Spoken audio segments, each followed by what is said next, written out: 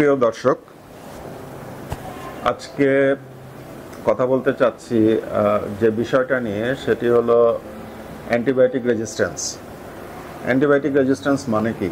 মানে হলো যে আমরা বিভিন্ন রোগের কারণে আমাদের শরীরে যে জীবাণুগুলো থাকে, বিশেষ করে ব্যাকটেরিয়া, সে ব্যাকটেরিয়াকে ধ্বংস করার জন্য আমরা ওষুধ প্রেসক্রাইব করি। সেই ঔষধগুলোকে বলা হয় অ্যান্টিবায়োটিক, যেটা ক্যাপসুল হতে পারে, ট্যাবলেট হতে পারে, কিংবা ইনজেকশন হতে পারে।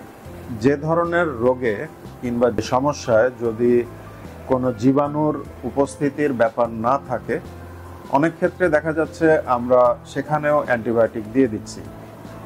তো অ্যান্টিবায়োটিকের কাজ হলো জীবাণুকে ধ্বংস করা। তো জীবাণু যদি নাই থাকে, তাহলে সেখানে অ্যান্টিবায়োটিকের রোলটা কি?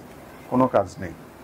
অথচ আমরা দিয়ে থাকি। বিশেষ করে আমাদের যারা রোগী আছেন, এরা অনেক ক্ষেত্রেই চিকিৎসকের কাছে আসেন না, মূলত বিভিন্ন ফার্মেসি কিংবা ডিসপেন্সারি থেকে অনেক সময় তারা ওষুধ নিয়ে নেন বিভিন্ন সিমটমের কথা বলে, এবং যারা এগুলো সেল করছেন তারা অনেক সময় হয়তো না জেনেই তারা জানেন যে এটা খেলে রোগটা দ্রুত ভালো হবে। ধরুন একটা কাশি কিংবা সামান্য একটা ভাইরাল জ্বর হলো, সেখানেও অ্যান্টিবায়োটিক খেয়ে ফেলছেন। এবং আরও একটা যে ব্যাপার ঘটে, যে একটা অ্যান্টিবায়োটিকের নির্দিষ্ট ডোজ থাকে এবং নির্দিষ্ট একটা ডিউরেশন থাকে, যে আমি দিনে কবার করে খাবো এবং কয়দিন খাবো। তো সেইটা যদি আমি পুরোপুরিভাবে কমপ্লিট না করি, তাহলে কিন্তু ওষুধ ওই জীবাণুর বিপক্ষে ভবিষ্যতে আর কাজ করবে না। এভাবেই দেখা যায় যে আমরা বেশ অনেক ওষুধ, যেমন সিপ্রোফ্লক্সাসিন, কিংবা ইদানিংকালে বহুল যেটা ব্যবহৃত হচ্ছে অ্যাজিথ্রোমাইসিন গ্রুপের ওষুধ অথবা লিনাজোলিড গ্রুপের ওষুধ, এগুলো রেজিস্ট্যান্ট হয়ে যাচ্ছে। রেজিস্ট্যান্ট মানে হচ্ছে যে ওষুধটার আর ওই জীবাণুর বিপক্ষে কিংবা যে কোনো জীবাণুর বিপক্ষে ওই ওষুধ আর কাজ করবে না। অর্থাৎ ব্যাকটেরিয়া ওই ওষুধকে আটকে ফেলার মতো, মানে ওষুধ যাতে কাজ না করে সেই ব্যাপারটা, সেই ক্ষমতা ব্যাকটেরিয়ার শরীরের মধ্যে তৈরি হয়ে গেছে। এবং এটা যখন হয়, তখন এটা শুধু একজনের শরীরে না, এটা পুরো একটা কমিউনিটিতে হতে পারে যে এই ওষুধটা ম্যাক্সিমাম ক্ষেত্রেই রেজিস্ট্যান্ট হয়ে যাচ্ছে।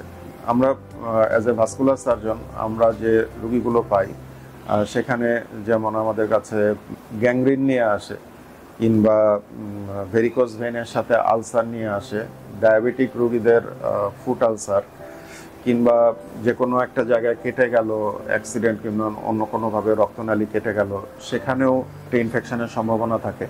তো এই জাতীয় ক্ষেত্রে আমরা যেটা আমরা রুটিন অপারেশন করছি, সেখানে আমরা সাধারণত যে সমস্ত অ্যান্টিবায়োটিক আছে, সেই অ্যান্টিবায়োটিক যেগুলো ব্রড স্পেকট্রাম, অর্থাৎ একসাথে অনেক কিছুর এগেনস্টে কাজ করে, এই ধরনের অ্যান্টিবায়োটিক আমরা চয়েস করে থাকি। আর যদি কোনো জায়গায় ঘা থাকে এবং সেই ঘা থেকে রস ঝরছে কিংবা সেটা ভেজা, তাহলে আমরা প্রথমেই কিন্তু অ্যান্টিবায়োটিক দিতে চাই না।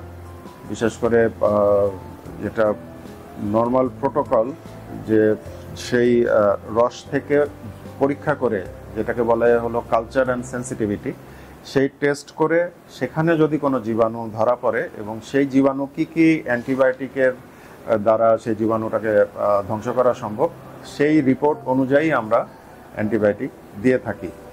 এবং আমাদেরও দায়িত্ব এবং জনগণের সচেতনতা সবার জন্যই যেটা প্রযোজ্য, সেটা হলো যে আমরা প্রয়োজন ছাড়া অ্যান্টিবায়োটিক আমরা ইউজ করব না। যেখানে প্রয়োজন শুধু সেখানেই ব্যবহার করব।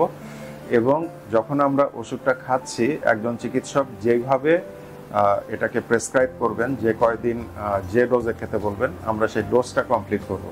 তা না হলে পরবর্তীতে দেখা যাবে যে সেই ওষুধটা, যদি বারবার এই ঘটনাটা ঘটে, তাহলে সেই ওষুধ আর তার শরীরে কাজ করবে না। সবাইকে ধন্যবাদ। সবাই সুস্থ থাকুন, ভালো থাকুন এবং সচেতন থাকুন।